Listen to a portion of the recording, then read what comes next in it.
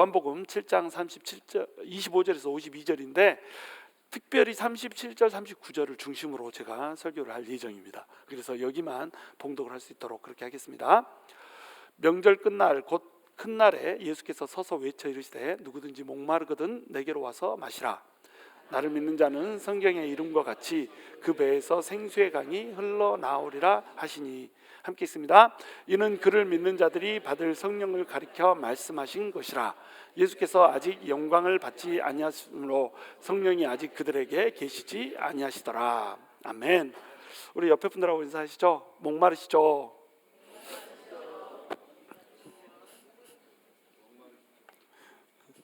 목마를 때 뭐 그런 언덕도 있던데. 제가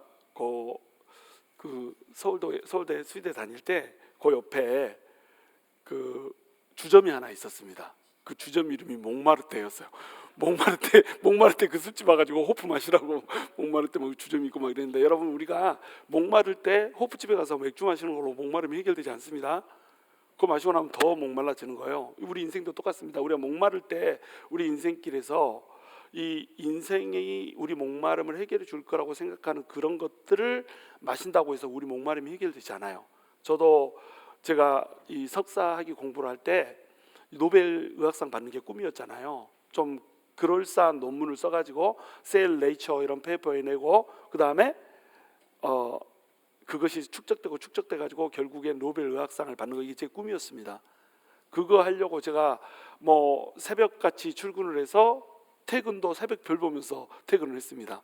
거의 잠을 안 자다시피 하고 막 이랬어요. 그리고 그때 당시에 막 파이펫을 잡으면은 손이 막 떨렸습니다. 수전증 걸려서 손이 떨린 게 아니고 그 다음 시험 결과가 어떻게 나올까 이게 너무 기대가 돼가지고 막 벌벌벌 떨면서 이렇게 시험도 하고 막 이랬어요. 그만큼 열정이 있었고 그만큼 노벨상에 대한 막 그런 기대 막 이런 것들이 컸었습니다. 예수 믿기 전 이야기입니다. 그리고 제가 이제 그 석사 때에 이 루이지애나로 처음 미국에 와가지고 제 포스터 발표를 했는데 연구 논문을 이제 발표를 했어요. 근데 그쪽 분야의 대가가 제 포스터에 딱 와서 이거 보고, 야 너 어디 출신이냐? 그래서 내가 어디서 왔냐? 사우스코리아에서 왔다. 어디 대학이냐? 서울대다. 그래서 서울대를 그 사람은 못 들어봤더라고요. 우리는 서울대가 최고로 생각하는데 그 사람은 못 들어봤더라고. 그래가지고 서울대다 그랬더니 자기는 못 들어봤다는 거예요. 서울대 베스트다 막 이렇게 얘기를 했더니 그게 중요한 게 아니고 이 논문이 이 지금 포스터 쓴 것이 내가 보기에 이 지금 그 포스터 공연하고 그 발표하고 있는 것 중에 베스트인 것 같다. 그래서 내가 네 연락처를 알기로 하나 그래가지고 제 전화번호 제 연락처 이메일이랑 막 이런 거 다 적어가고 막 이랬어요. 자, 그렇게 오를 하면 어떡해요? 지금 이게 의미 없다는 얘기를 하려고 그러는데 이랬었는데, 그때 딱 한번 기분 싹 좋은 거 5분 지나고 나니까 아무 기쁨을 못 줍니다. 대가가 와서 이 분야에서 네가 한 연구가 최고다라고 인정을 해줬는데도 내 기분이 좋은 것은 몇 분이에요? 5분밖에 안 돼요. 이것이 세상입니다. 제가 금요일 날도 월계수 얘기해 줬죠. 42.195km를 마라톤을 뜁니다. 거기서 1등 하려고 2년, 3년, 4년 막 열심히 일을 합니다. 막 노력을 해요. 그래가지고 금메달을 따요. 금메달 따면 뭘 준다고요? 월계관을 줬다니까요. 월계관이 뭘로 만들었어요? 올리브 이파리로 만들었습니다. 올리브 이파리로 만들어가지고 그거 딱 씌워주면은 사람들이 그 앞에서 어떻게 한다고요? 와! 1등 했다고 박수 쳐줍니다. 박수 쳐주고 나서 돈은 안 줘. 상금이 없었어. 월계관 씌워주고 황제가 월계관 딱 씌워주고 1등이다 그러면 하고 박수 치면 그걸로 끝. 그거 하려고 2년을 그렇게 뼈 빠지게 노력을 했는데 그거 월계관 타고 나면 며칠 만에 시들어버려요. 10일 지나면 확 시들어버려. 그거 말려봤자 마른 채로 이렇게 보관해 놓으면은 어느덧 얘가 장난치다가 스치고 지나가면 이파리가 또독 떨어져. 그러면 멸종업무 애한테 성질이나 내고 이렇게 사는 것들이 그들의 삶이었어요. 그렇죠? 이 세상의 물로 우리를 절대 만족하게 할 수가 없는 겁니다. 그렇게 디자인돼 있어요. 우리의 인생에 있어서 목마름은 언제 갈증이 해결되냐면 예수 그리스도를 만났을 때만 갈증이 해결되게 디자인이 되어 있습니다. 그래서 우리 하나님께서 우리 마음속에다가 영원을 사모하는 마음을 심어놨다고 그러잖아요. 그 영원을 사모하는 마음을 심어놨기 때문에 우리는 영혼이라고 하는 것을 사모하면서 살게 디자인되어 있어요. 그렇게 하나님께서 만들어 놓으셨습니다. 근데 영혼을 사는 그 지혜를 놓쳐버렸잖아요. 그러면서 우리가 다른 대체물로 그 공간을 채우려고 해요. 인생의 성공으로, 학식으로, 또는 뭐 돈으로, 명예로, 또는 자식으로, 자식이 잘 되는 걸로. 그래서 내가 자랑할 것이 없으면 뭘 자랑해요? 우리 자식 자랑하자, 아들 자랑하잖아요. 근데 아들도 별 볼 일 없어. 그러면 뭘 자랑해요? 손주 자랑하잖아요. 우리 손주는 3살밖에 안 됐는데 세상에 말을 얼마나 잘하든지 천재인가 봐 막 이러면서 그 정도 다 하거든, 3살짜리면은. 근데 자기 자식만 천재라고 막 이렇게 얘기합니다. 그래가지고 그것도 자랑할 게 없어요. 그러면 우리 걔가 얼마나 굴러서 기도 이걸 잘하는지 그거 자랑하고 산다니까요. 그러면서 목마름을 해소할 길을 찾으면서 이렇게 삽니다. 그러니 인생의 목마름이 해결이 돼야 한대요. 사람들하고 모였을 때는 그런 거 자랑하고 있으니까, 그래서 사람이 와 막 이렇게 해주니까 목마름이 해결된 것 같아. 집에 들어오면 본전이 다 드러나. 내 본전은 내가 알아. 목마름이 해결돼야 한대요. 안 된다는 겁니다. 인생의 목마름은 언제만 해결되냐면 바로 우리의 영혼의 그 사모하는 마음, 빈 공간, God shaped space, 그 공간을 하나님이 채워줄 때만, 예수 그리스도가 그 자리를 꽉 채워서 채워줄 때만 우리에게 진정한 목마름의 해결이 온다는 거예요. 그래서 우리한테 행복이 온다는 겁니다. 자, 오늘 그 말씀을 지금 중점적으로 예수 그리스도가 해주는 거예요. 너희는 누구든지 목마르거든 누구한테 와서 마셔라? 내게로 와서 마셔라. 그러면은 나를 믿는 자는, 예수님을 믿는 자는 어떻게 해주겠다고요? 생수의 강이 그 배에서 넘쳐나리라, 이렇게 얘기한단 말이에요. 그 생수의 강이 뭐예요? 성령의 생수를 얘기하는 겁니다. 성령의 생수가 우리 뱃속에서, 배는 이 배 아니에요. 똥배 아니고 우리 영혼 속에서, 영혼 깊숙한 곳에서 생수의 강이 넘쳐 흐른다는 겁니다. 그러면 우리 인생이 그 어떠한 상황을 만난다고 하더라도 갈증 없이 행복한 인생을 살 수 있다라고 하는 얘기를 하고 있는 거예요. 그런데 이 생수가 누구라는 거예요? 이 성령의 생수가 바로 성령님이라는 거예요. 그럼 예수님은 뭔가요? 예수님은 신령한 반석이라는 겁니다. 그러니까 예수님께서는 너 누구든지 목마르거든 나한테 와서 마셔라, 내가 생수다, 이 얘기를 어디에다 근거를 두고 하냐면 구약 성경에다 근거를 두고 하는 거예요. 신약에서 계시되고 있는 모든 계시들은 그 기본이 어디예요? 구약을 기본으로 얘기합니다. 구약을 얘기하면서 예수 그리스도가 풀어지지 않으면 구약 성경을 잘못 읽고 있는 거예요. 신약을 얘기하면서 구약의 언약이 연결돼서 설명되지 않으면 이것은 계시가 잘못 풀어지고 있는 겁니다. 그러니까 모든 구약은 신약에 대한 그림자이고요, 모든 신약은 구약을 근본으로 해서 펼쳐지고 있다라고 하는 거예요. 그래서 오늘 본문을 이해하기 위해서는 우리가 그 광야를 지나면서 목말라 했던 이스라엘 백성들, 그 백성들의 상황과 그들에게 어떻게 하나님께서 생수를 공급했는가, 이 상황을 이제 알아야 되는 거예요. 그래서 이것을 가장 좋은 힌트로 주고 있는 내용이 뭐냐? 고린도전서 10장 4절입니다. 다 함께 읽습니다. 시작. 다 같은 신령한 음료를 마셨으니 이는 그들을 따르는 신령한 반석으로부터 마셨음에 그 반석은 곧 그리스도시라, 이렇게 돼 있죠. 자, 광야에서 이스라엘 백성들이 목이 말랐습니다. 목말라 죽겠다고 하니까는 이스라엘 백성들에게 하나님께서 물을 주시죠. 근데 물을 주는 방식이 뭐였어요? 오아시스로 인도해주고 막 이렇게 하는 것은 엘림에 방문했을 때 딱 한 번뿐이고요. 물을 어떻게 해서 주냐면 반석을 두드리니까 반석이 쪼개지면서 반석에서 물이 나와가지고 물을 주는 겁니다. 자, 왜 하필 반석을 때린 걸까요? 왜 하필 반석이 쪼개지고 거기에서부터 물이 나와가지고 그 물을 마시게 한 걸까요? 이거는 이스라엘 백성들이 광야에 있을 때 목말라 죽겠다고 아우성치니까 물을 주겠다라고 하는 이야기 이상의 이야기를 담고 있는 겁니다. 그 이야기는 표면적인 이야기고 진짜로 해주고 싶은 얘기가 있는 거예요. 진짜로 해주고 싶은 얘기가 뭐냐면 이 반석이 예수 그리스도라는 겁니다. 예수님이 반석이고 예수님이라고 하는 반석이 쪼개졌을 때 그 반석에서부터 뭐가 나온다? 생수가 나온다는 거예요. 그 생수는 뭐다? 예수님께서 죽으심으로써 우리 심령 가운데 부어주시는 성령의 생수를 얘기한다, 이 얘기를 해주고 싶은 거예요. 그래서 이 사도 바울은 그 쪼개졌던 반석, 그 반석을 신령한 반석이라고 부르는 겁니다. 이 반석이 예표하는 것이 바로 예수 그리스도를 예표하는 것이기 때문에 이 반석은 신령한 반석이야, 이렇게 얘기를 해준 거예요. 그리고 또 이 반석에서 나오는 물을, 그건 그냥 목마를 때 인간이 마시는 그런 물이 아니고 예수 그리스도께서 부어주시는 성령을 예표하는 거야, 상징하는 거야 라고 하면서 설명을 해주는 거예요. 그래서 이 음료를 뭐라고 부른다고요? 신령한 음료다, 이렇게 부르는 거예요. 그런데 여기 진짜 재밌는 말씀이 하나 따릅니다. 다 같은 신령한 음료를 마셨으니 이는 그들을 따르는 신령한 반석으로부터 마셨으며, 이렇게 돼 있죠. 신령한 반석이 그들을 따라왔다고 얘기합니다. 너무 재밌는 표현이잖아요. 여러분, 반석이 어떻게 따라올 수 있습니까? 반석이 따라온다는 게 이해가 되세요? 전승에 의하면 유대인 랍비들은 이제 어떻게 이해를 했냐면, 이 반석을 두드리고 나서 물이 터져 나왔잖아요. 그러면 그 반석이 있는 데서만 물을 마셨을 거 아니에요? 그 나머지 광야를 도는 동안에 물 마시고 싶으면 목마르면 어떻게 하냐 이거죠. 그러니까는 한 14피트 정도 되는, 14피트면 여기서 저기 천장까지입니다. 그러니까 이 건물만한 바위가 이스라엘 백성들을 쫄쫄쫄쫄 따라오면서 물 마시고 싶을 때마다 그 반석에서 물이 나왔다라고 하는 전승이 있습니다.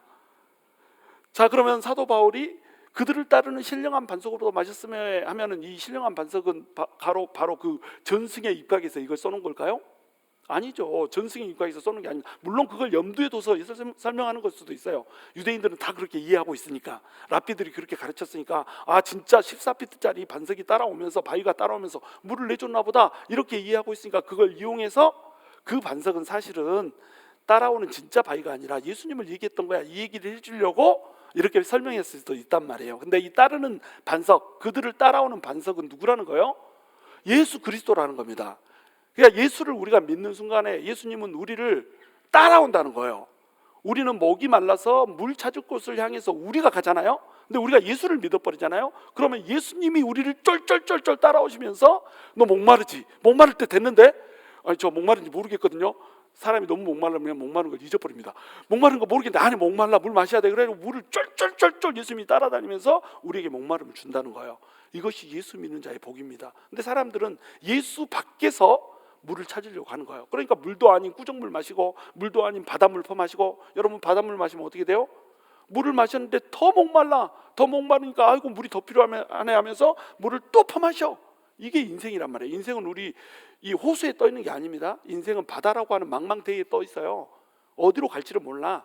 근데 목이 말라. 목이 마르면 어떻게 해요? 바다에 무슨 물이 있나? 그래서 바닷물을 퍼마시는 거예요. 그 바닷물이 뭐예요? 돈이고 명예고 자식이고 부모고 남편이고, 이런 것들이 전부 다 바닷물이에요. 그런 것들 마시면 잘 살 줄 알아. 그래가지고 이놈 저놈 만나잖아요, 우리가.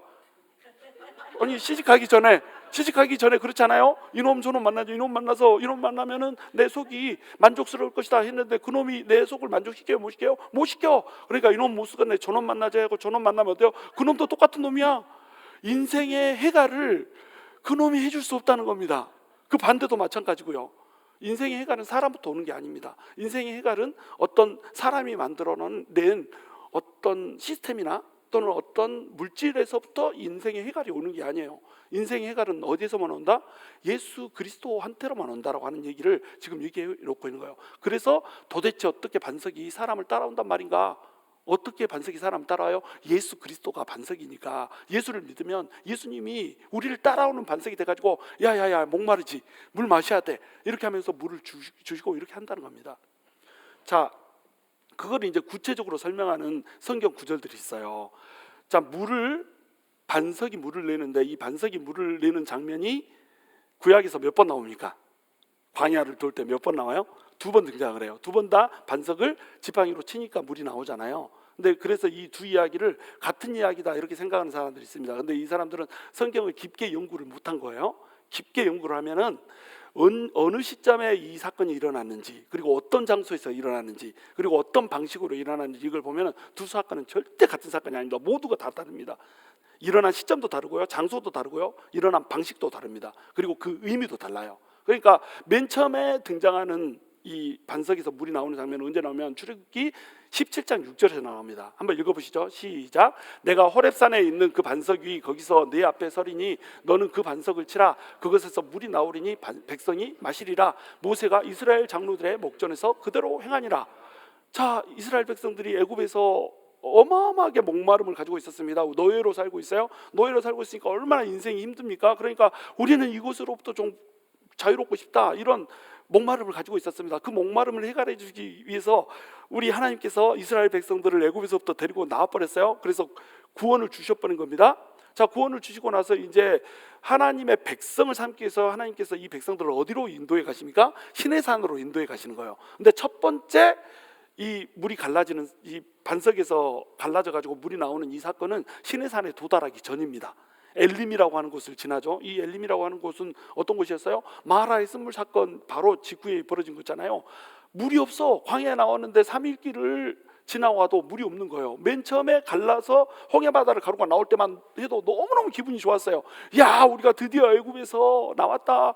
홍해바다를 갈라버리고 우리는 살고 그들은 홍해바다에 수장시켜버렸다. 이런 하나님이 어딨냐. 하나님을 찬양하고 난리 났습니다. 모세가 막 찬양하면은 남자들이 따라하고요. 또 이 미리암이 찬양을 하면 여자들이 따라하고요. 남녀가 막 소고를 치면서 춤을 추면서 하나님을 찬양했습니다. 그런데 3일이 지났는데 목말라 버리거든. 그러니까 어때요? 하나님을 원망하고 불평해 버립니다. 그래가지고 모세를 돌로 쳐서 죽여보려고 그래요. 모세가 문제가 있어요? 따지려면 하나님한테 따져야지. 모세한테 돌을 들여서 모세를 돌로 치려고 하니까 모세가 하나님 앞에 엎드렸단 말이에요. 그러니까 하나님께서 뭐라고 얘기하십니까? 너는 호렙산에 가가지고 한 반석을 내가 얘기해 줄 테니까 거기에서 어떻게 해라? 네 지팡이로 반석을 쳐라. 그러면 거기서 물이 나온다. 이렇게 얘기한 겁니다. 자, 그러면 이 모세 같은 지팡이는 뭘 상징하는 거예요? 모세 하면 딱 생각나는 게 있어야 됩니다. 모세를 통해서 하나님이 뭘 주셨죠? 율법을 주셨죠. 모세의 지팡이가 상징하는 것은 율법의 정죄를 얘기하는 겁니다. 그러니까 율법의 정죄를 받아서 신령한 반석이 두들겨 맞아버린 거예요. 따딱 때리니까 그 반석이 찢어지고 갈라져 버렸습니다. 이걸 누구 상징하는 거예요? 예수 그리스도를 상징하는 겁니다. 그러니까 예수님이 율법의 정죄를 받아서 그 몸이 찢겨서 죽는다라고 하는 것을 상징하고 있는 거예요. 근데 예수님은 죄가 있어요, 없어요? 죄가 없죠. 율법의 정죄를 죄가 없는데 받을 필요가 있습니까, 없습니까? 없어요. 그러면 그 율법의 정죄는 누구 때문에 받은 거예요? 우리 때문에, 우리를 대신해서 받은 겁니다. 그러니까 결국 우리의 목마름은 무엇 때문에 생기는 거예요? 우리 죄 때문에 인생의 목마름이 생기는 거예요. 하나님을 떠나기 전에는 목마름이 없었습니다. 인생은 온전하고 풍요로웠어요. 그런데 하나님을 떠난 그 죄 때문에 인생의 목마름이 오게 된 거예요.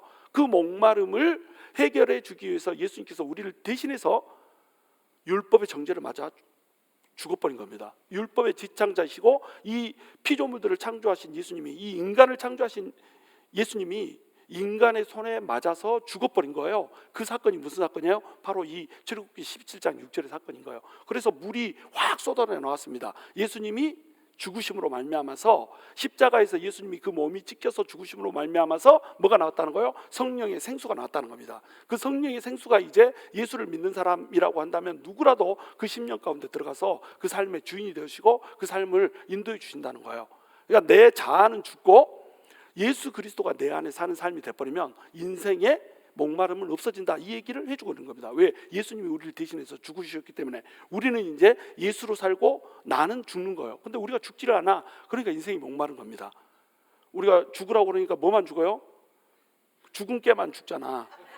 얼굴에 죽은 깨만 붙어가지고 깨만 죽고 나는 안 죽어. 그러니까 어때요? 김이 죽은 깨는 늘어나는데 내 인생에 평안은 없어. 내 인생에 행복이 없어. 왜요? 예수님이 내 대신 죽어주셨는데 그 죽음에 내가 동참을 하지 않았거든. 죽음에 동참하지 않으니 예수님께서 부활하는 그 부활에 동참을 할 수가 있어요, 없어요? 없는 겁니다. 그리고 이제 시간이 지났습니다. 자, 시간이 지나서 민수기 20장 8절에 비슷한 사건이 또 일어나는 거예요.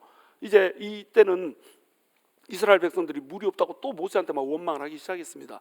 그러니까 모세가 하나님한테 가가지고 하나님, 이 백성이 또 원망을 합니다. 와, 이제 지겹습니다. 막 이런 때예요. 이때는 언제 일어났냐면 미리암이 죽은 후에 일어났습니다. 미리암이 죽은 후면 언제예요? 거의 40년 광야 생활 다 마칠 때예요. 그러니까 이 두 가지 사건은 같은 사건이에요, 다른 사건이에요? 전혀 다른 사건인 겁니다. 또 장소도 첫 번째 사건은 신광야를 떠나서 르비딤에 이르렀을 때 이 사건이 일어났어요.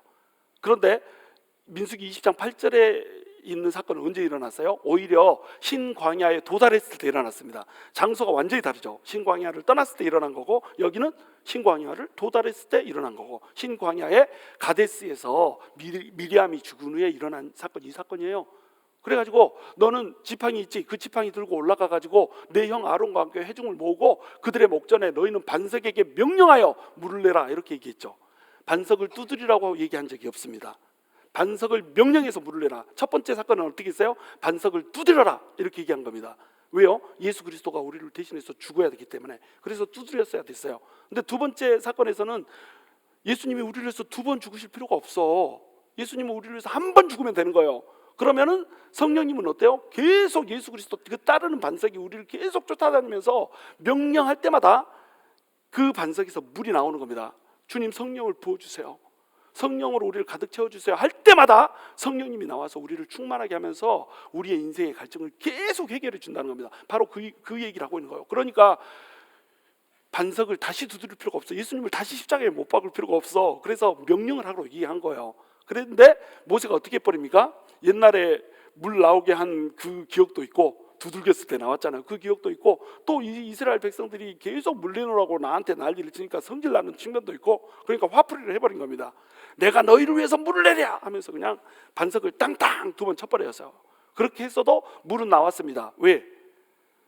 예수님을 한 번 쪼개지게 해서 예수님을 받아들이고 나면 성령의 물은 계속 줄 거니까. 그래서 물은 나왔어요. 근데 이 사건이 의미하는 게 여러분 뭔지 아세요?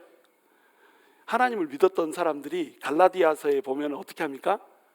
율법주의로 다시 회귀를 해버립니다. 율법주의로 다시 회귀를 하는 것, 이 사건이 또 언제 일어나요? 로마의 핍박을 받을 때 히브리서에 보면 히브리 기독교인들이 다시 율법주의로 회귀를 버리죠. 다시 유대교로 돌아가 버리죠. 그래서 히브리서에서 뭐라고 얘기합니까? 예수님을 다시, 그리스도를 다시 십자가에서 못 박은 것 같다고 이렇게 얘기하잖아요. 그게 뭐예요? 분명히 예수님은 한 번 우리를 위해서 죽어주셨어요. 그러니까 예수님께 가가지고 예수님의 그 은혜로 구원을 받으면 되는 거예요. 예수님께서 부어주시는 그 성령을 계속 받아서 성령으로 충만하면 되는 겁니다. 그런데 우리가 어떻게 율법주의로 다시 회귀를 해버려, 유대주의로 다시 회귀를 해버려. 그것을 지금 그대로 쓰고 있는 거예요. 지팡이를 다시 쳤다, 예수님을 다시 정죄해버린 거야. 예수님을 다시 십자가에 못 박은 거야.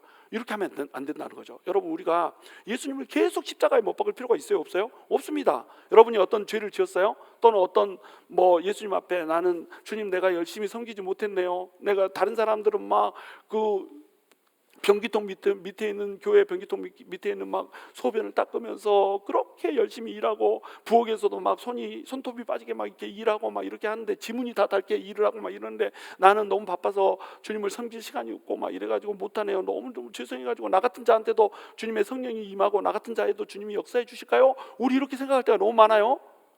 그런데 그렇게 생각하는 순간에 우리는 어떻게 되는 거예요? 반석을 다시 돌로 치는 거라는 겁니다. 우리 주님은 반석을 한번 쳤으면 우리의 모습과 상관없이 우리가 예수님께 나아가서 은혜를 구하면 그 은혜는 반석을 명령해서 물을 내라고 하면 물을 준다고 했잖아요. 물이 계속 나오는 거예요. 그러면 이 말은 무슨 얘기예요? 한 번 물 마셨으면 물이 끝나요, 안 끝나요? 안 끝납니다. 성령님을 한 번 받았으면 성령 한 번 받고 끝나요, 안 끝나요? 안 끝납니다. 계속 성령으로 충만해야 되는 거예요. 그렇죠? 예수님을 통해서, 예수님을 믿는 그 한 번의 믿음, 중생을 통해서 성령이 우리한테 임합니다. 이것을 성령 세례라고 불러요. 성령 세례가 우리한테 임했으면, 우리가 성령 세례 한 번 받으면 늘 성령 충만하게 살 수 있어요? 없습니다. 그럼 어떻게 해야 됩니까?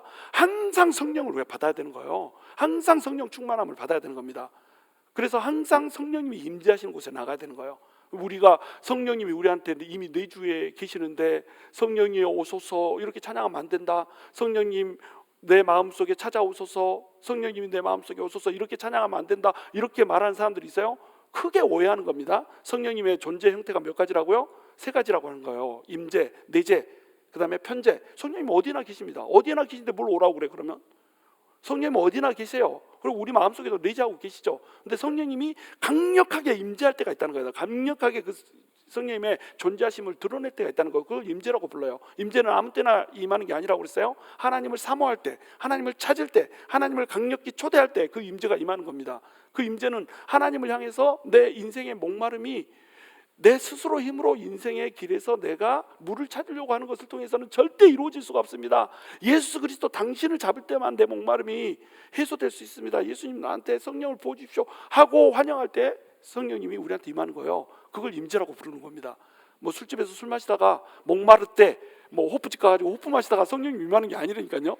야구장에 가서 야야야 막 이렇게 하고 막 삑삑삑 막 이렇게 하면서 이거 한다고 성령님이 그 자리에 임하는 게 아니라니까요. 단체로 뭐 수만 명이 뭐 이거 같이 동시에 막 이거 따라해도요 성령님 그 자리에 임하지 않습니다. 왜요? 임재는 성령을 사모하는 자에게 임하는 것이기 때문에 그래요.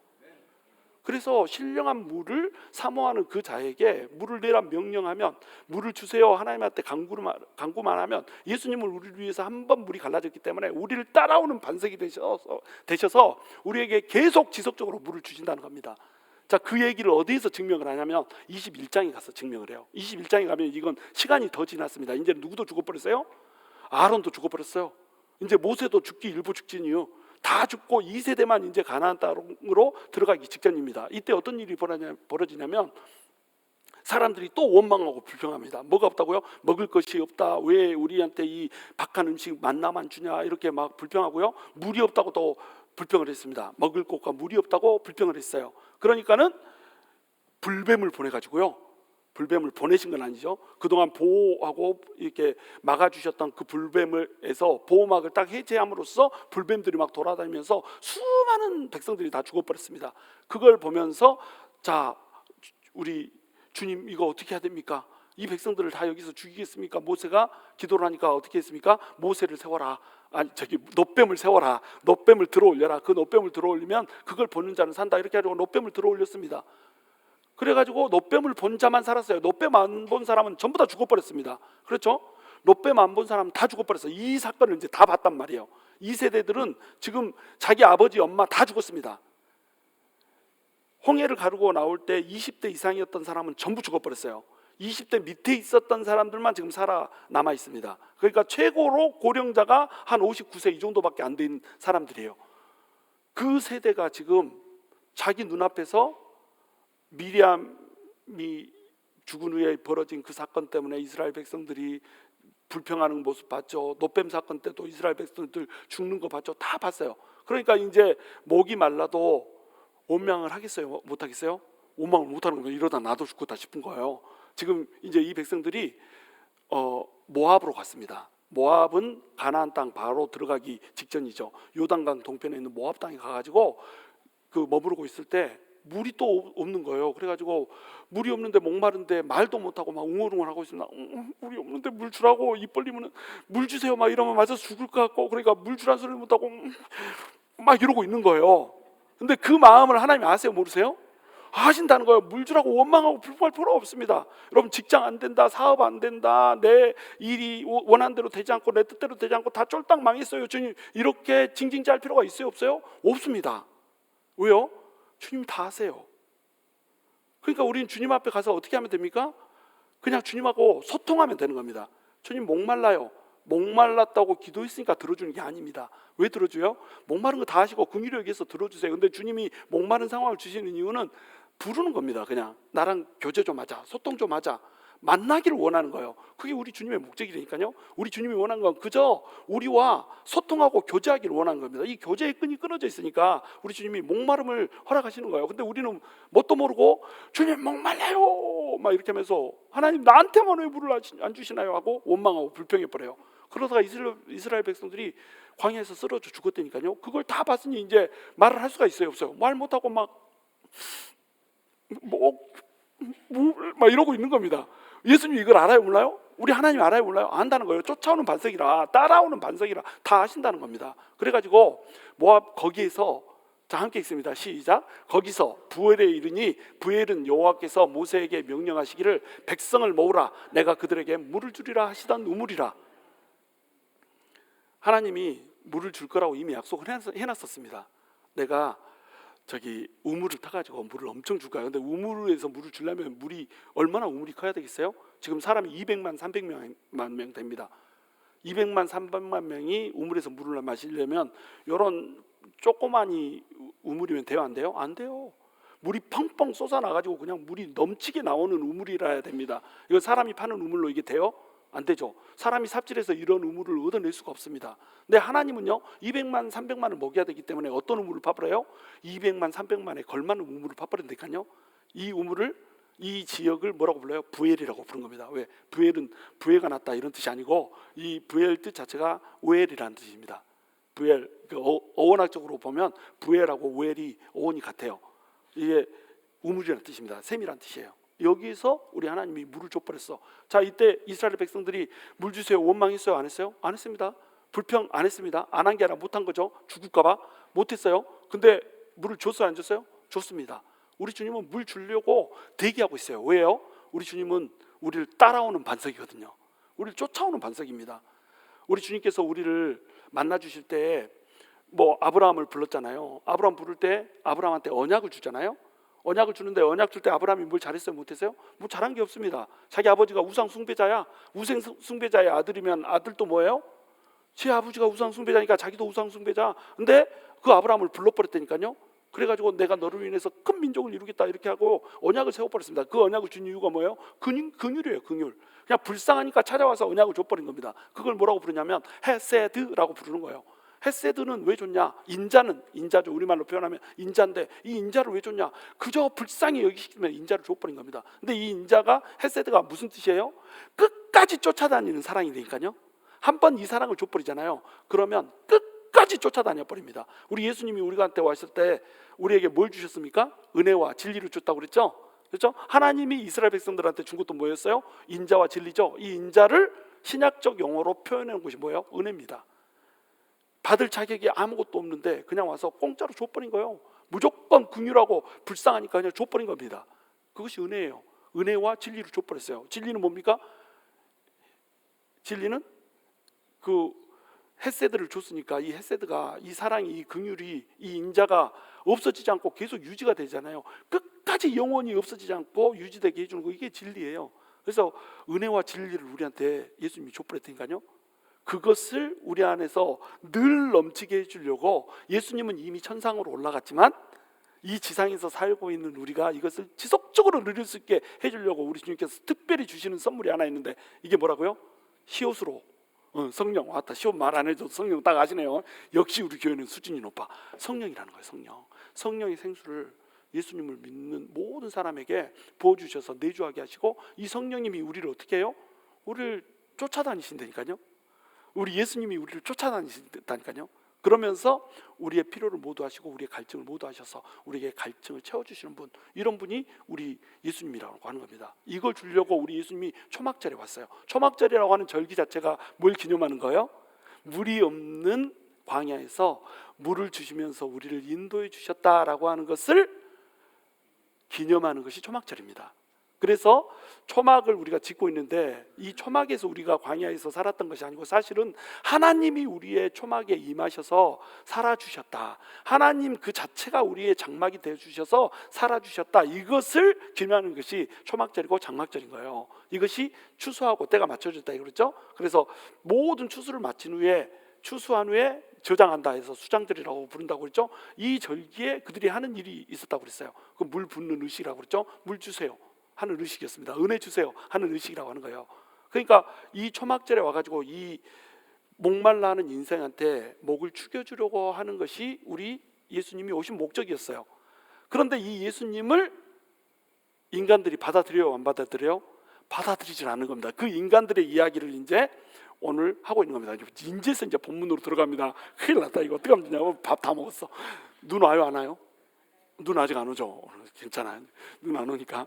자, 24절. 외모로 판단하지 말고 공의롭게 판단하라 하시니라. 예수님이 딱 오셔서 그래 이제 초막절에 와가지고 너네가 그렇게 목마르지, 목마를 때 내가 광야에서 하나님이 한국했던 것처럼 광야에 있는 것 같은 너의 인생을 내가 목마르지 않게 해줄 거야. 그러려고 나왔어. 이렇게 하고 예수님께서 오셨는데 이스라엘 백성들이 그걸 알아보지 못하고 예수님은 어디에서 어떤 학파에서 공부한 적이 없다는 거야. 이 사람은 샴마이 학파도 아니고 힐렐 학파도 아니고 유명한 학파 출신이 아니라는 거야. 이 사람은 성경을 배워본 적도 없는데 어떻게 해서 성경을 이렇게 잘 알지 하면서 예수님의 학력을 가지고 예수님을 무시를 해버린 거예요.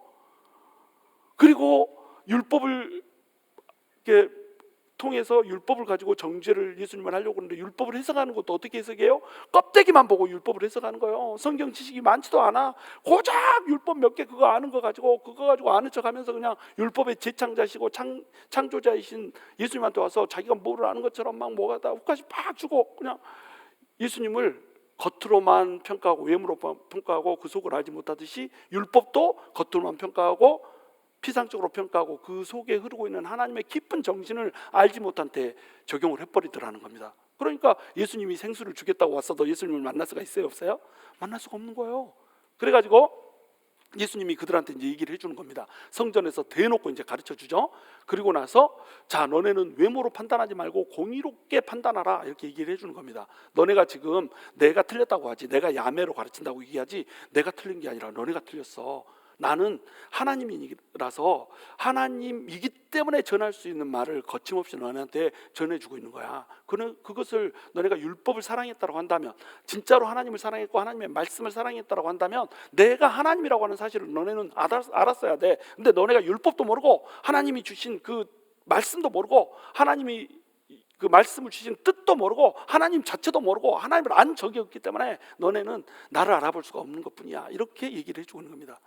자, 그렇더니 이제 25절에 예루살렘 사람 중에 어떤 사람이 말하되 이는 그들이 죽이고자 하는 그 사람이 아니냐, 보라 드러나게 말하되 그들이 아무 말도 아니하는도다. 당국자들은 이 사람을 참으로 그리스도인 줄 알았는가, 이렇게 얘기를 하는 겁니다. 이 사람들이 이제 예루살렘 사람들이에요. 그 전에 우리가 20절에 봤던 사람들은 어떤 사람들이죠?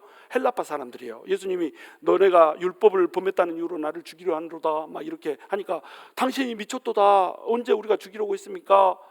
자, 베데스다에서 안식일 날 38년 된 병자를 고쳐주는 이 모습을 보고 유대인들이 죽이려고 하죠. 근데 헬라파 유대인들은 그 사실을 모르기 때문에 우리는 죽이려고 한 적이 없습니다, 이렇게 얘기한 거예요. 근데 예루살렘 사람들은 이걸 너무 잘 알죠.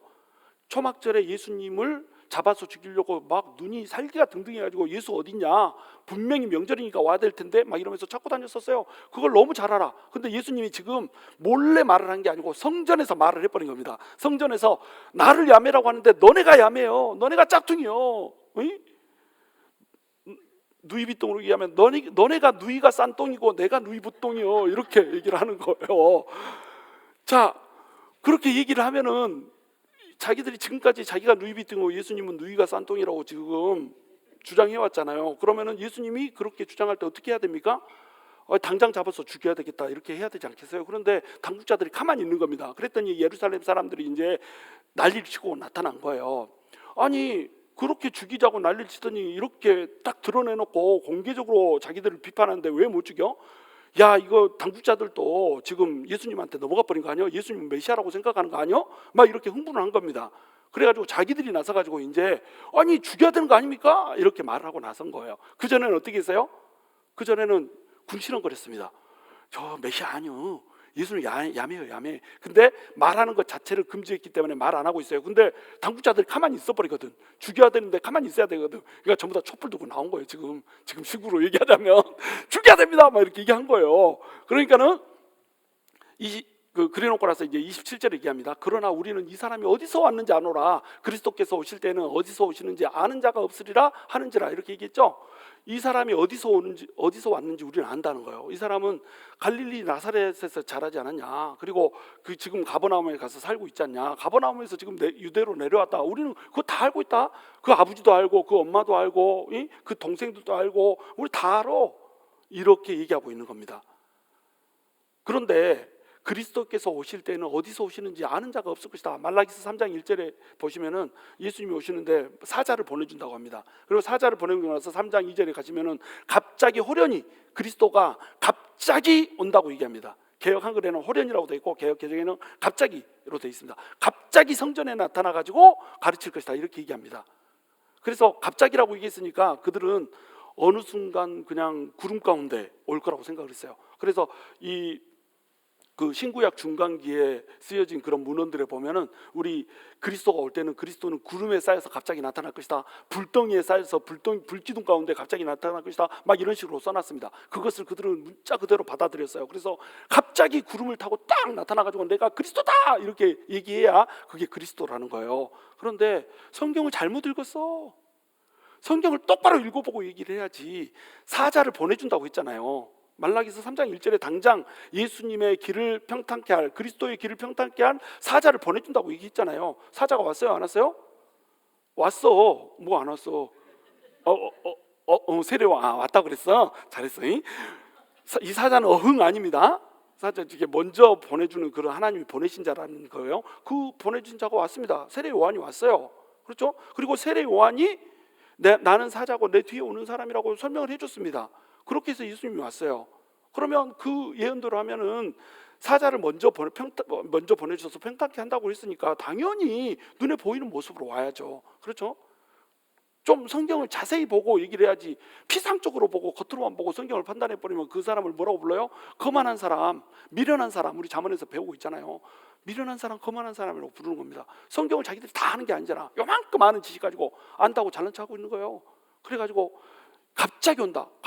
예수님은 갑자기 왔어요? 안 왔어요? 갑자기 왔습니다. 이 갑자기라고 하는 의미가 어떤 의미인지 아시겠어요? 사람들이 추측하지 못할 때 온다는 겁니다. 느닷없이 구름 타고 온다는 얘기가 아니라 사람들이 깨어있지 못할 때, 지금 이 시점에 메시아가, 그리스도가 나타날 시점이다. 이 사모함도 없고 이런 열망도 없고 또한 와도 알아볼 만한 눈이 없을 때 느닷없이 온다는 거, 도적처럼 온다는 얘기를 하고 있는 겁니다. 갑자기 온다는 게 느닷없이 하늘에서 똑 떨어진다는 얘기가 아니에요. 근데 우리 주님도 하늘에서 똑 떨어졌잖아요. 사람들하고, 이 남자하고 여자하고 결혼해가지고 난 게 아니잖아요. 하늘에서 성령으로 잉태돼서 나타났잖아요. 얼마나 갑자기 왔어요? 갑자기 가브리엘이 와가지고, 야, 네가 잉태하여서 아들을 낳으리니 그 아들의 이름을 예수라 하라, 이러고 딱 나와버렸잖아요. 그렇죠? 갑자기 왔잖아요. 근데 몰라. 조사도 안 해봤어. 어떻게 태어났는지도 몰라. 그러니까 어때요? 갑자기 온다고 했는데 왜 우리가 다 아는, 어디서 오는지를 다 알아? 그러니까 그리스도가 아니야, 이렇게 얘기를 해버린 겁니다. 자, 28절, 예수께서 성전에서 가르치며 외쳐 이르시되, 이 외쳐가 중요합니다. 이게 크라조라고 하는 헬라어 단어거든요. 크라조라고 하는 단어는 예수님이 설교할 때 딱 3번 등장합니다. 여기서 2번 등장하고 나중에 20장에 가면 크라조가 또 등장하거든요. 예수님이 보통 설교할 때는 어떻게 설교하냐면, 할렐루야, 날아가는 공중의 새를 보라, 없음 말고, 저 들판에 핀 백합화 꽃을 봐라, 없음 말고, 이렇게 전했어요. 아주 잔잔하고 따뜻하게 이렇게 전했습니다. 그런데 우리 주님이 목소리를 높여서 외쳐서 설교를 한 것이 딱 3번 등장합니다. 그 중에 2번이 오늘 등장해요. 왜 외쳐서 말씀하시냐면 답답해 죽으시겠는 거예요. 우리 주님이 십자가에 못 박혀서 돌아가시기 전에 답답해서 돌아가시게 생겼어 지금. 아니 그렇게 얘기를 해주는데 모르는 거야.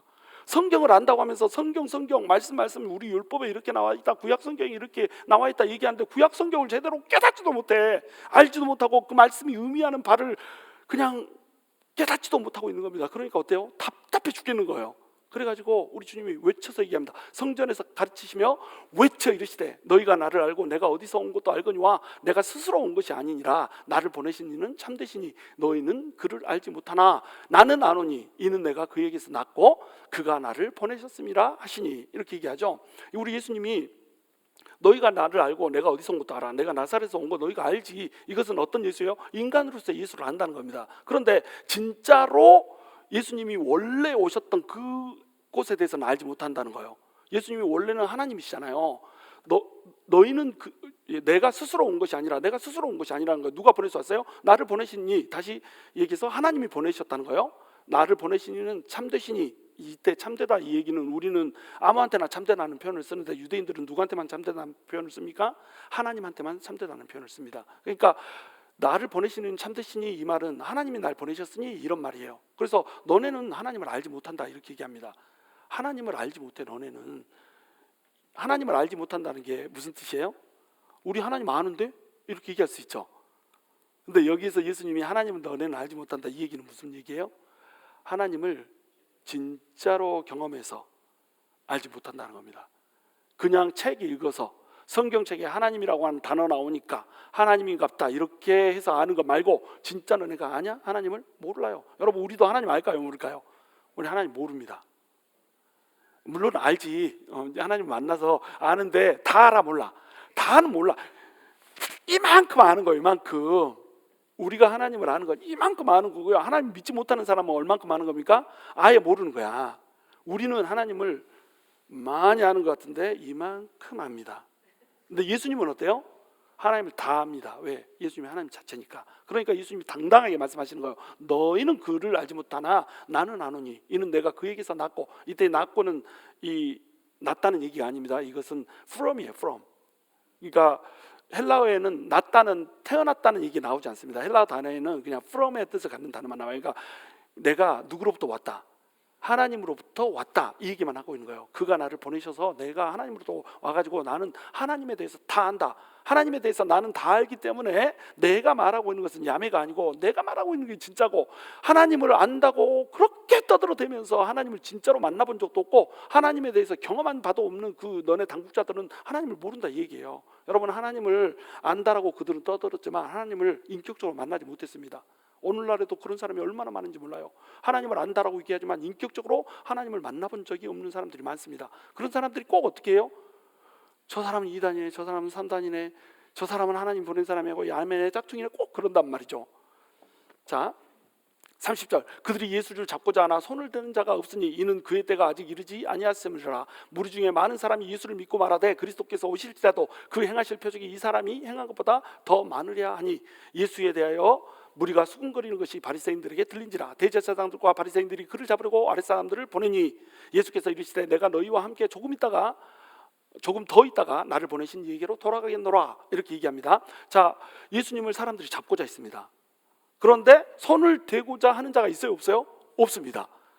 이 똑같은 사건이 갈릴리에서도 벌어졌어요. 갈릴리에서 예수님의 그 사역에 대해서 얘기를 합니다. 사명 선언문을 얘기합니다. 자, 내가 왔는데 나는 구약에서 이사야가 예언했던 바로 그 사람이다. 메시아 선언문, 그 메시아의 고유 사역을 하겠다라고 한 그 얘기를 하는, 그 일들을 하는 사람이 바로 나다, 이렇게 얘기하면서 내가 소경이 눈을 뜨게 해주고 귀머리가 귀를 열게 해주고 벙어리가 말을 하게 해주고 절름발이가 일어나서 뛰게 해주는 그 메시아 고유 사역을 해줄 거야, 딱 이렇게 선포하면서 내가 곧 하나님이다, 이렇게 선포를 해버렸습니다. 그랬더니 갈릴리 유대인들이 어떻게 했어요? 나사렛 회당에서 예수님을 죽이려고 낭떠러지에서 밀어서 떨어뜨리려고 낭떠러지로 끌고 갔습니다. 근데 예수님이 그들 사이를 유유히 걸어가십니다. 근데 거기에서 손을 대는 자가 있어요, 없어요? 없어요. 예수님은 죽인다며? 이렇게 하면서 이렇게 가고 있습니다. 패션쇼 하듯이 막 이렇게 걸어가고 있어요. 당당하게 걸어갑니다. 그들 중간을 가로질러서 걸어갑니다. 예수님을 잡아서 죽이려고 하는 사람이 손을 대요, 못 대요? 못 대요. 여러분, 이게 어떤 상황일까요? 우리 몰라요, 어떤 상황인지. 근데 제 추측은 그렇습니다.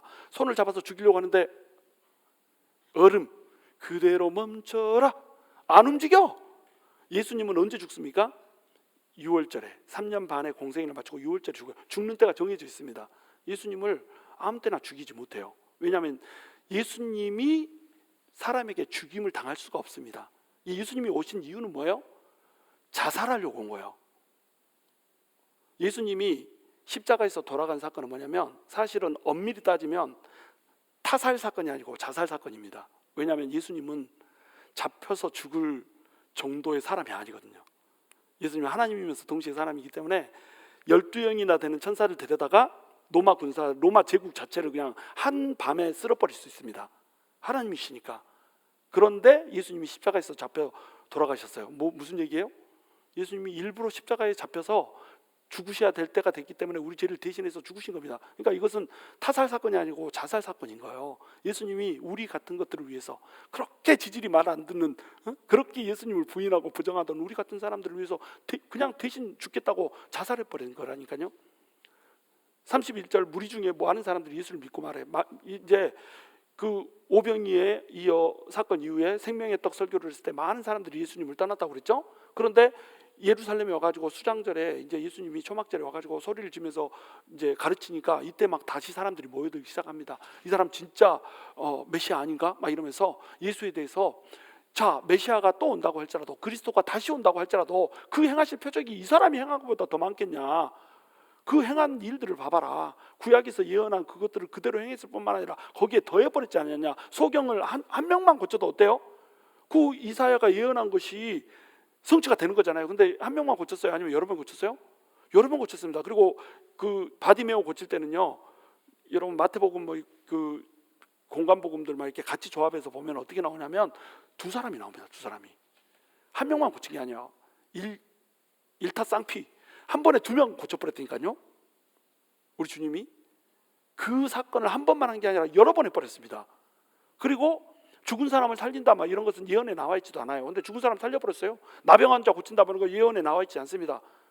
예언 나온 것보다 더 심하게 주님께서 일해가지고 고쳐버렸어요. 그보다 더 많은 표적을, 그리스도가 진짜로 온다고 해도, 이 사람이 그리스도 아니고 다른 그리스도가 온다고 해도 이 많은 표적을 할 수 있을까? 이분은 틀림없이 그리스도 맞아 라고 하면서 예수님을 따르는 사람들이 많았다는 거예요. 마음이 열린 사람들이죠. 근데 무리가 이제 수군거리기 시작합니다. 어떤 사람은 이건 그리스도가 아니야, 어떤 사람은 그리스도야 막 이러면서 이제 한판 대판 붙을 위기에 처한 거예요. 촛불 부대와 태극기 부대가 막 붙듯이 이렇게 대판 붙을 지금 그 상황에 처해 있는 겁니다. 이 상황을 대제사장들은 원했어요, 안 원했어요? 절대 원하지 않았습니다. 그러니까 절대 예수에 대해서는 언급조차 하지 마라 이렇게 했는데, 사람들이 이제 목소리를 내기 시작하는 거예요. 믿지 않는 사람들도 왜 안 죽이냐 목소리를 내고, 믿는 사람도 이거 메시아 맞는 거 아니냐 목소리를 내기 시작하고, 점점 목소리가 내지면서 지금 이 종교 지도자들이 불안해지기 시작했습니다. 그래가지고 어떻게 하냐면, 잡아와라, 안 되겠다, 빨리 죽여버리자 이렇게 얘기를 했단 말이에요. 그랬더니 예수님이 어떻게 해요? 내가 너희와 함께 조금 더 있다가 나를 보내신 얘기로 돌아가겠다. 나를 보내신 이 누구? 하나님한테. 내가 하나님한테 돌아갈까? 이건 어떤 얘기입니까? 죽는다는 얘기입니다. 근데 언제 죽는다고요? 조금 더 있다 죽을 거야. 지금은 내가 죽을 때가 아니야. 조금 더 있다 죽을 거야. 죽을 때를 누가 결정합니까? 예수님이 결정합니다. 사람이 결정하는 게 아니에요. 사람이 아무리 죽이려고 발버둥을 쳐도, 잡으려고 하지만 손을 대는 자가 없어. 우리 주님이 죽겠다고 해야 죽는 거예요. 하나님이 불러야 오는 겁니다. 왜요? 우리 하나님이 오신 목적 자체가 뭐냐면, 유월절 어린 양으로 우리를 대신해서 죽는 희생 제물이 되어서 죽고자 하기 위해서 왔기 때문에 유월절에 반드시 돌아가셔야 되는 거예요.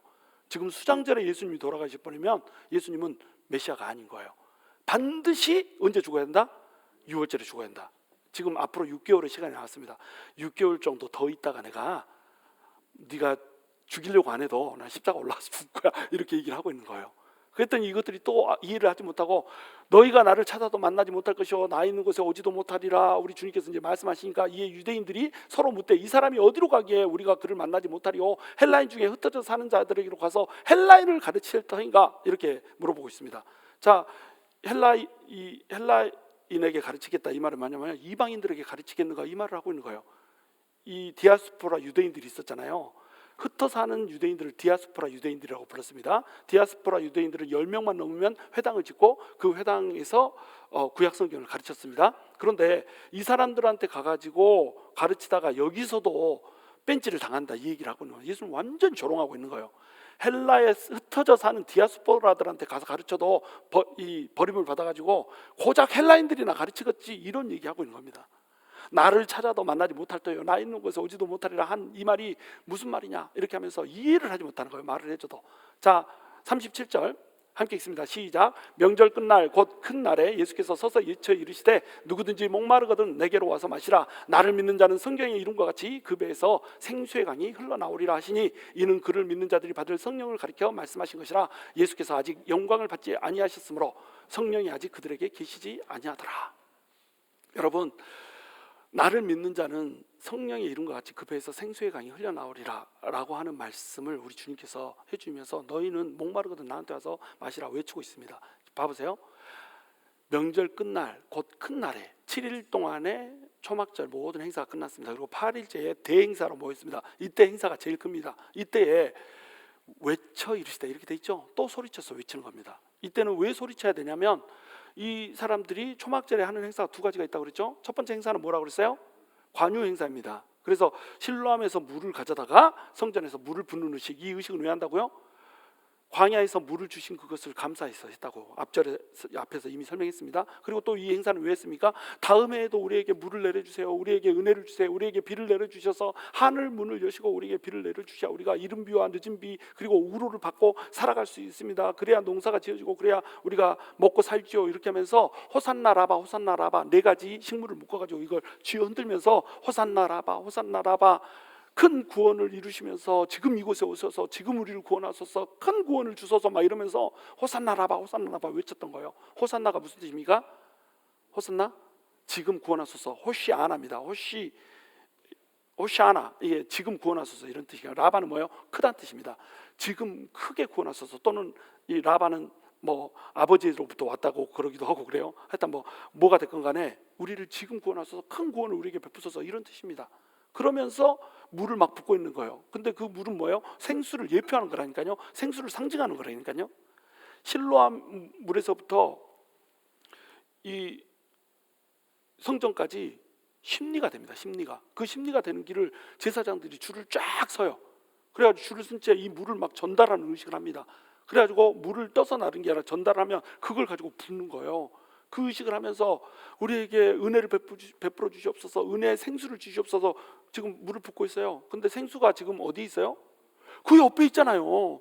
그 옆에 예수님이 서 있는데 예수라고 하는 생수를 그 옆에 두고 어떻게 하고 있어요? 생수를 주소서 하고 소락질을 지르고 있는 겁니다. 얼마나 많은 사람들이 그 소리를 함께 지르고 있겠어요? 그러니 작은 목소리를 하면 안 들리죠. 예수님이 어떻게 해야 됩니까? 그 목소리를 능가하는 성량으로 외쳐서 불러야 되는 겁니다. 말을 해야 되는 겁니다.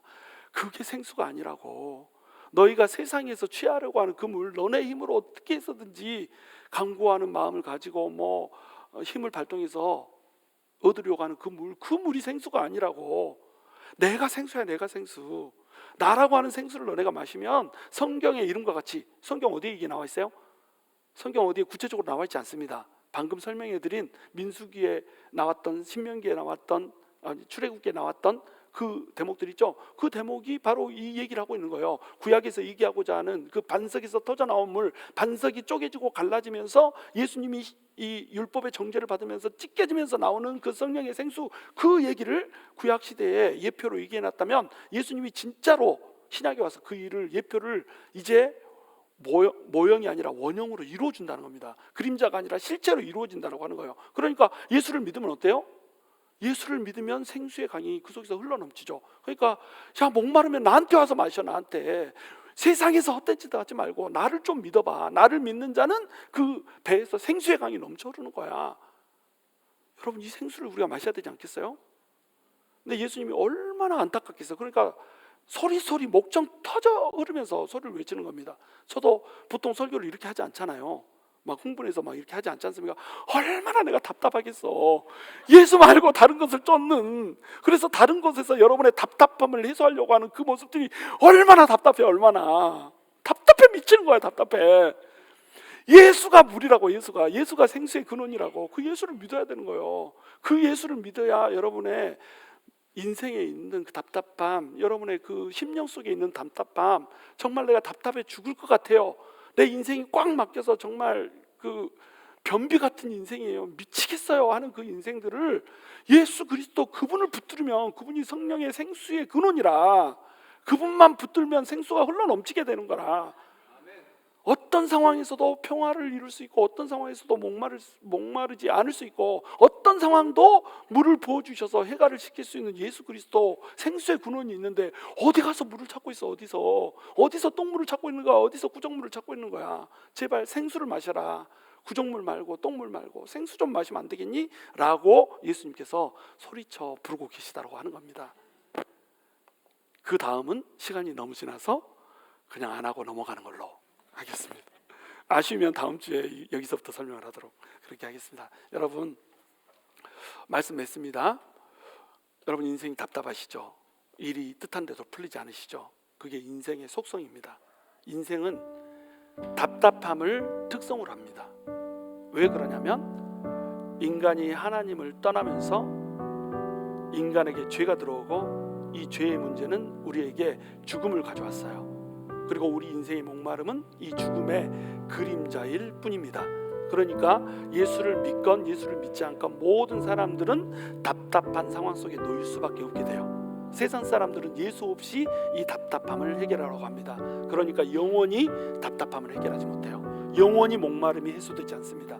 어떤 일 하나가 잘 풀려도 다음 일이 꼬여서 답답함이 해소되지 않습니다. 근데 예수를 믿는 사람은요, 그 속에서, 뱃속에서 생수가 넘쳐 흐릅니다. 그렇기 때문에 이 일이 풀리지 않아도 답답하지 않습니다. 왜냐하면 우리의 결국을 알기 때문이에요. 예수님이 우리에게 생수를 주심으로 우리에게 그 평온함을 부어주셔 버리기 때문에 이 일이 풀리지 않을 때도 주님을 신뢰함으로 평온할 수 있습니다. 그래서 우리 하나님을 평강의 하나님이라고 부르는 거예요. 그리고 우리 주님이 그냥 네 마음속에 다 평안을 주게 이러고 끝내는 분이 아니십니다. 시간이 지나고 때가 차면 반드시 우리 주님은 우리가 원하는 그 물을 부어주십니다. 그 물은 단물입니다. 쓴물이 아니에요. 똥물이 아니고 꾸정물이 아닙니다. 반드시 물을 부어주시는 거예요. 아직 때가 차지 않았을 뿐이고, 아직 내가 예수님을 붙들지 않았을 뿐이에요. 이 예수님을 붙드십시오. 이 예수님이 우리에게 생수를 주시기 위해서 옆에 서서 기다리고 계십니다. 그리고 때로는 크게 외쳐서 소리 지르고 계십니다. 누구든지 나에게 와서 목마른 자는 나에게서 물을 마시라. 나를 믿는 자는 생수의 강이 그 뱃속에서 터져 흐르리라. 이 말씀을 여러분의 말씀으로 받아들이는 은혜가 있기를 주님의 이름으로 축원합니다.